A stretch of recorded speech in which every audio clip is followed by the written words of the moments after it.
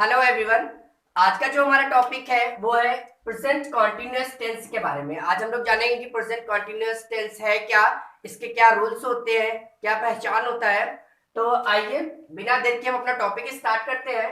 अगर मैं बात करूं प्रेजेंट कॉन्टिन्यूअस टेंस के बारे में तो ये है क्या, तो सबसे पहले इसको पहचानने का सबसे अच्छा तरीका यही है कि आप कह सकते हैं it shows the continuity of work, यानी कि इस टेंस में लिखे गए जो सेंटेंस होते हैं उसको पढ़ने से हमें ये पता चलता है कि कोई भी सेंटेंस है, कोई भी कार्य है जो कि लगातार अभी क्या हो रहा है, चल रहा है। तो एक सिंपल सी लाइन में हम लोग लिख लेते हैं, एक लाइन में it shows the continuity of work. ये क्या करता है, किसी भी कार्य की कंटिन्यूटी को दिखाता है। अगर मैं बात करूं इसके आईडी के बारे में, यानी कि इसकी आईडी क्या है कि हम किस तरीके से पहचानेंगे, तो इसको पहचानने का सबसे अच्छा तरीका यही है कि इसका इस तरीके के, यानी कि जो प्रेजेंट कंटीन्यूअस टेंस का जो हमारा एग्जांपल आएगा उसके मुख्य क्रिया के लास्ट में रहा है, रही है, रहे हैं आएंगे। तो सिंपली हम लोग लिख लेते हैं रहा है, रही है एंड रहे हैं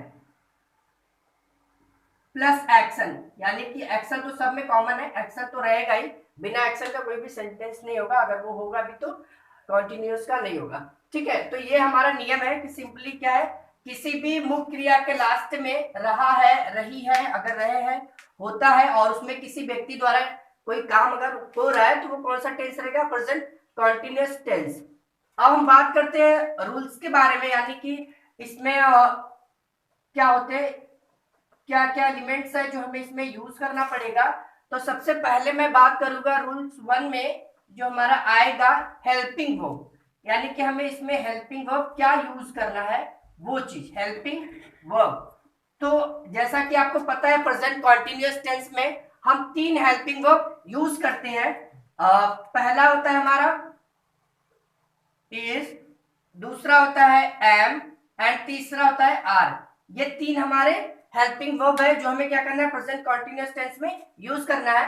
पहला इज, दूसरा एम एंड तीसरा आर। अब बात ये है कि हम किसके साथ क्या यूज करेंगे, तो सिंपली इज हम हमेशा यूज करेंगे सिंगुलर सब्जेक्ट के साथ में। जब हमारा सब्जेक्ट क्या होगा सिंगुलर तो हम उसके साथ इज लगाएंगे। एम हम हमेशा, ये रिजर्व है, एम हमेशा हम आई के साथ यूज करेंगे। और बाकी का जो हमारा क्या है प्लूरल सब्जेक्ट है, प्लूरल सब्जेक्ट जो हमारा है उस सबके साथ में हम आर यूज करेंगे। देख लेते हैं किसके किसके साथ। तो सब्जेक्ट में हमारा आएगा we and you and they, इन सभी सब्जेक्ट के साथ में हमें आर यूज करना है। और आई के साथ हम हमेशा एम का यूज करेंगे। बात करते हैं इज के बारे में, तो इज हमारा हमेशा यूज होगा सिंगुलर सब्जेक्ट के साथ में, जैसे कि ही, सी, इट एंड एपीएन। इन सभी के साथ में यदि हमारा सब्जेक्ट ये रहा तो हमें इज यूज करना है, अगर आई रहा तो हमें ये यूज करना है, अगर ये हमारा प्लूरल में रहा तो हमें ये सब्जेक्ट सॉरी ये हेल्पिंग वर्ब को यूज करना है। और बात करते हैं जो सेकेंड हमारा रूल्स है वो ये है कि हमें मेन वर्ब का जो फॉर्म यूज करना है, मेन वर्ब का जो हमारा फॉर्म है, तो मेन वर्ब का हम हमेशा फर्स्ट फॉर्म ही यूज करते हैं। कौन सा फॉर्म यूज करेंगे, मेन वर्ब का first form, main verb first form हमेशा यूज करेंगे, है ना, मेन वर्ब फर्स्ट फॉर्म। जैसा कि कॉन्टिन्यूअस टेंस है, आप यहाँ पे देख सकते हैं कॉन्टिन्यूअस टेंस है तो हम प्लस इसमें आईएनजी भी क्या करेंगे, लगाएंगे मेन वर्ब के साथ में। इसके पहले प्रेजेंट इंडिफरेंट में क्या था कि हम मेन वर्ब के साथ में यस या यस लगा रहे थे, इसमें क्या करना मेन वर्ब के फर्स्ट फॉर्म के साथ में जैसा कि कॉन्टिन्यूअस होता हमें आईएनजी लगाना पड़ेगा। ठीक है, यही हमारा बेसिक कॉन्सेप्ट है प्रेजेंट कॉन्टिन्यूअस टेंस का। तो आइए कुछ स्ट्रक्चर के लिए हम देख लेते हैं कि हमारा स्ट्रक्चर किस तरीके से होना चाहिए। तो अगर हम बात करें स्ट्रक्चर के बारे में तो सबसे पहले हमारा स्ट्रक्चर होगा, स्ट्रक्चर हमारा सबसे पहले होगा, सबसे पहले हम किसी भी सेंटेंस की शुरुआत हम सब्जेक्ट से करते हैं, तो सब्जेक्ट हो गया। फिर सब्जेक्ट के बाद अकॉर्डिंग टू द सब्जेक्ट हम क्या करेंगे, इज, एम, आर, ये तीनों हेल्पिंग वर्ब में से कोई एक यूज करेंगे सब्जेक्ट के अकॉर्डिंग। ठीक है, उसके बाद हमें क्या करना है, मेन वर्ब का फर्स्ट फॉर्म यूज करना है और उसके साथ अभी मैंने यहाँ पे आपको दिखाया कि हमें क्या करना है, आईएनजी यूज करना है, तो हम यहाँ पे आईएनजी लगा देंगे, यानी कि मेन वर्ब के फर्स्ट फॉर्म के साथ हम आईएनजी यूज करेंगे।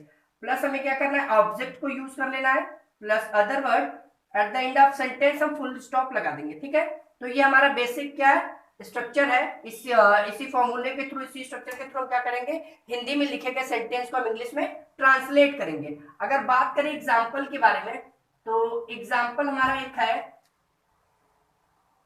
मैं अंग्रेजी बोल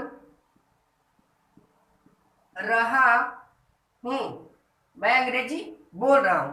तो आइए हम लोग इसको ट्रांसलेट करते हैं इस स्ट्रक्चर के यूज से। तो इस स्ट्रक्चर की सहायता से हम करेंगे। तो सबसे पहले हमारा स्ट्रक्चर बोला सब्जेक्ट के लिए, तो सब्जेक्ट आप यहाँ पे देख सकते हैं आई है, सॉरी मैं है, तो मैं के लिए हमेशा आई लिखते हैं। और अब बात करेंगे हेल्पिंग वर्ब के बारे में। देखिए यहाँ पे हेल्पिंग वर्ब की बात कर रहा है, तो अब हम देखेंगे सब्जेक्ट के अकॉर्डिंग हमारा हेल्पिंग वर्ब कौन सा लगेगा। तो आप देख लीजिए यहाँ पे सब्जेक्ट क्या है, आई है, तो आई के साथ हम हमेशा क्या करते हैं, एम यूज करते हैं, आई के साथ हमेशा हम एम यूज करेंगे। तो आई एम हो गया। उसके बाद हमारा स्ट्रक्चर बोल रहा है मेन वर्ब का फर्स्ट फॉर्म लगाना है, तो यहाँ पे हमारा जो मेन वर्ब है वो है बोलना, तो हम क्या करते हैं यहाँ पे स्पीक। लेकिन यहाँ पे देखिए अब कंडीशन बता रहा है कि आपको आईएनजी भी क्या करना है, लगाना मेन वर्ब के साथ में। तो यहाँ पे मैंने क्या कर दिया, स्पीकिंग हो गया, आई एम स्पीकिंग, क्या बोल रहा हूं। उसके बाद बोल रहे हैं ऑब्जेक्ट, तो हो जाएगा English, I am speaking English.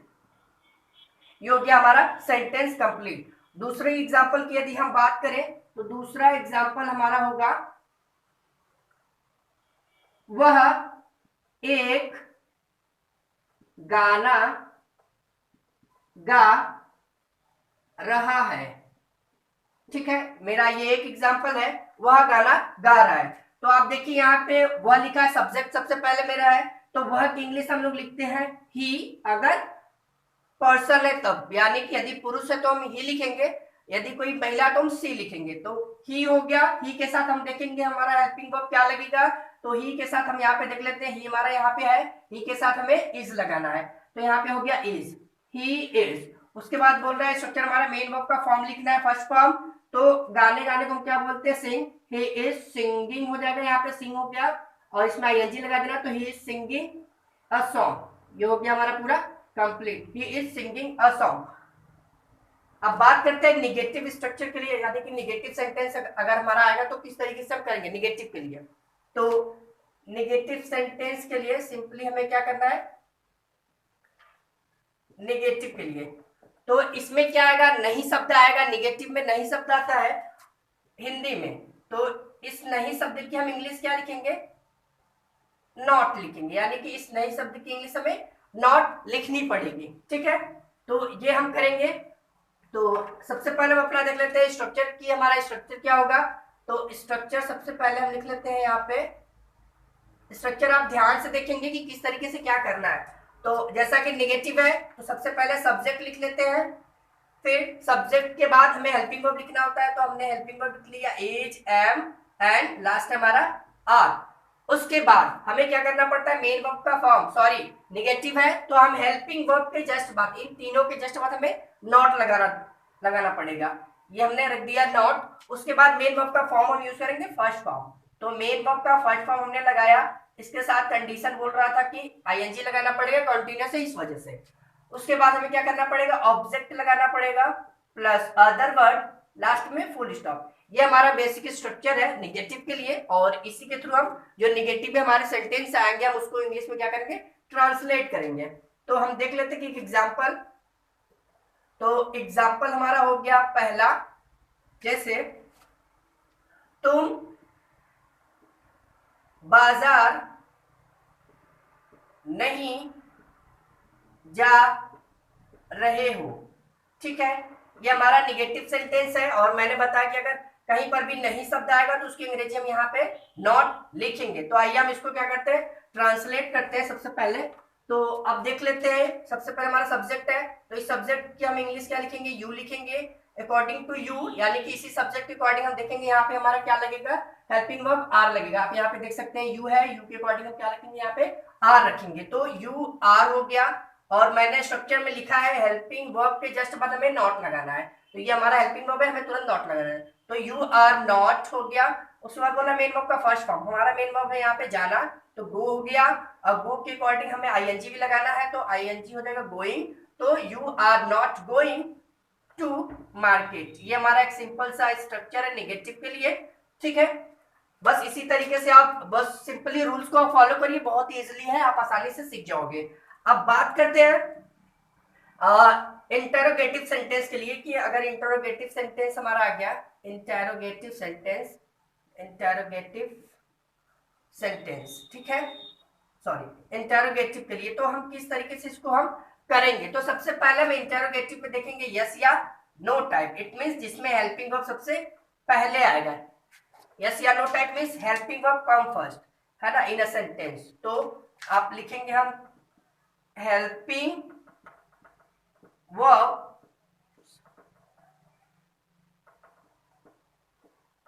Come first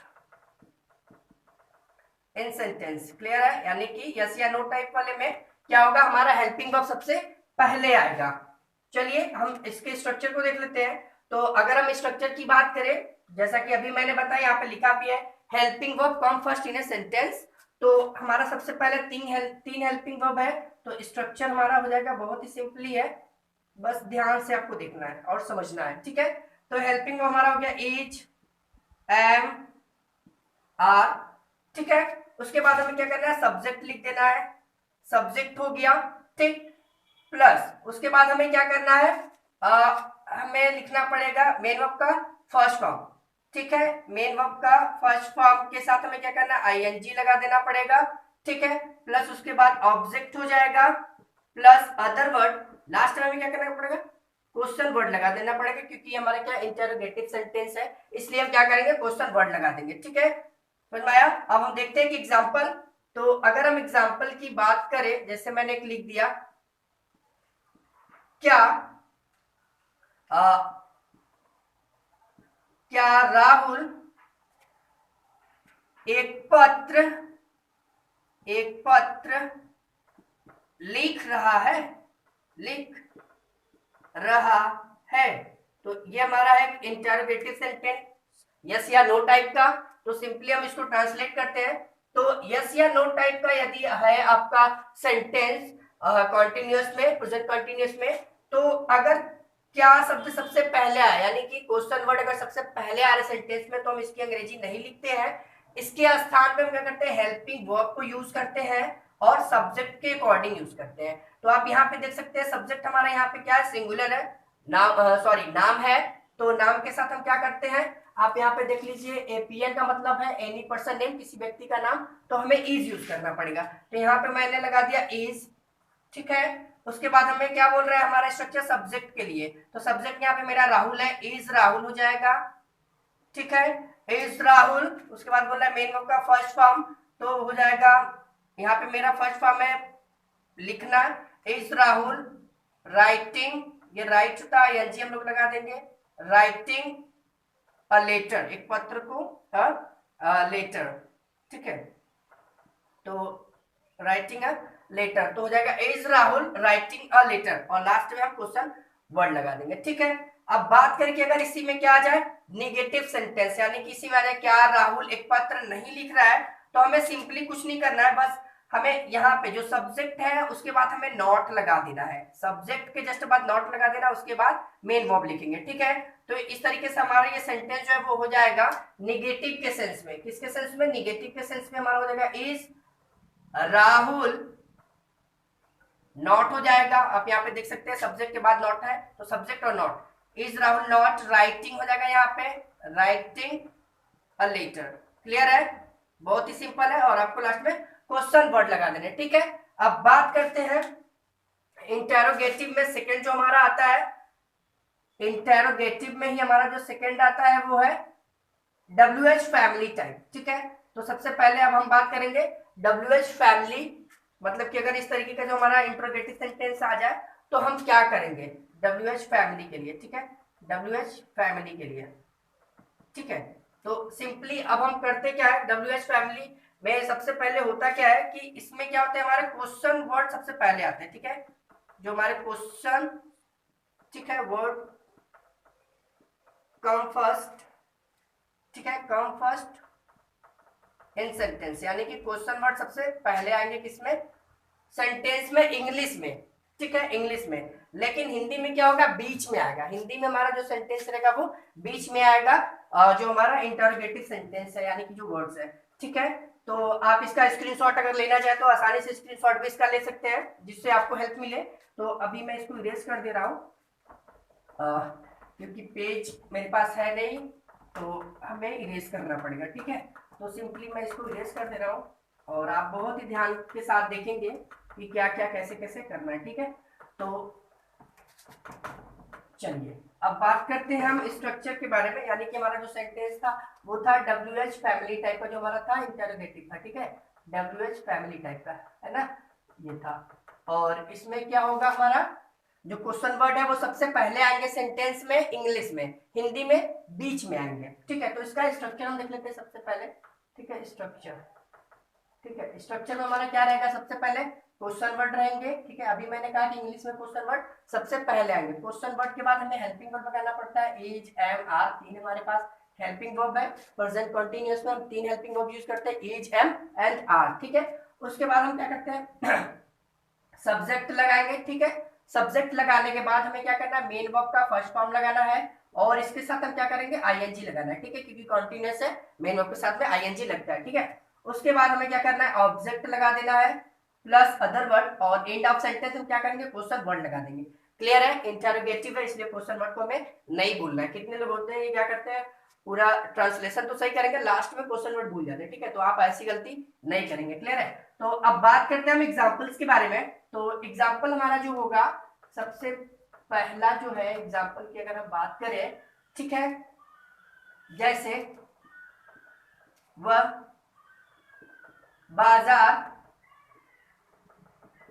क्यों जा रहा है, ठीक है, ये हमारा एक सेंटेंस है, वह बाजार क्यों जा रहा है। जैसा कि मैंने बताया कि जो हिंदी का सेंटेंस होगा हमारा, उसमें जो क्वेश्चन वर्ड होगा वो बीच में आएगा।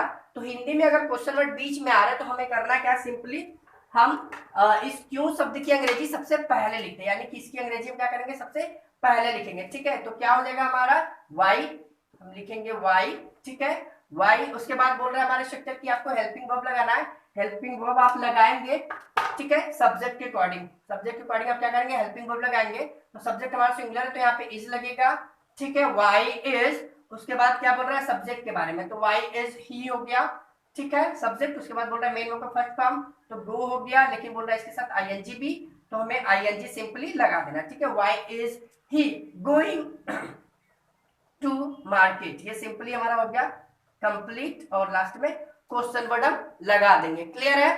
अब बात करते हैं अगर इसी में एक सेंटेंस निगेटिव के सेंस में आ जाए तो, जैसे लिख भी लेते हैं अभी हम, ठीक है, निगेटिव के सेंस में अगर आ गया कि वह बाजार